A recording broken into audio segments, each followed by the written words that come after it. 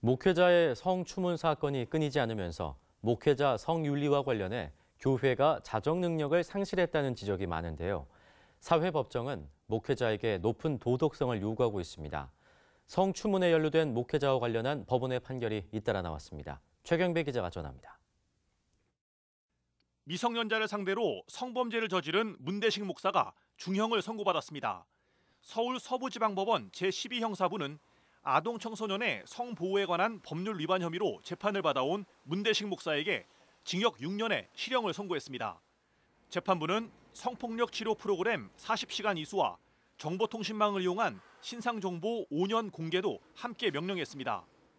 목사 지위를 이용해 미성년자를 상대로 성폭력을 저질렀다는 점을 법원이 인정한 것입니다. 재판부는 문 씨가 교회에서 절대적 신임을 받고 있어 일반 신도들도 피고인의 요구를 쉽게 거절할 수 없었다면서 정신적으로 취약한 피해자들을 상대로 절대적 신임을 받고 있는 지위를 이용해 성관계를 맺은 것으로 볼 수밖에 없다고 밝혔습니다.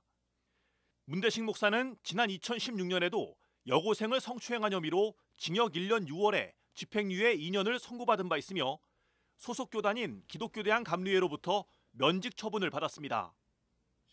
성윤리 문제로 출교 처분을 당한 목회자가 교단을 상대로 제기한 소송에서도 법원은 단호한 판결을 내렸습니다. 여신도와 간음한 혐의로 교단으로부터 출교 처분을 받은 인천 A교회 윤모 목사는 출교 처분이 부당하다며 기독교대학 감리회를 상대로 법원에 소송을 제기해 1심에서 패소하자 항소했습니다. 하지만 서울고등법원 민사 3부는 항소를 기각했습니다. 이번 사건과 관련해 1심 법원은 교역자는 교인들에 대한 영적 지도자로서 일반 교인보다 높은 수준의 도덕성을 요구받는다며 교역자가 간음죄를 범하였을 경우 교인보다 가볍게 처벌하는 것이 오히려 정의관념에 반한다고 밝힌 바 있습니다. 목회자에게 높은 도덕성이 필요하다는 사회적 인식이 법원 판결로 이어지고 있는 것입니다. 한편 논문 지도 중인 제자를 성추행한 혐의로 재판을 받아온 감리교 신학대학교 S교수는 1심에 이어 2심에서도 무죄 판결을 받았습니다.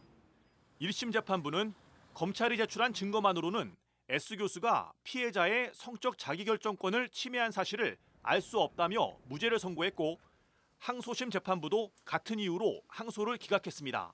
CBS 뉴스 최경배입니다.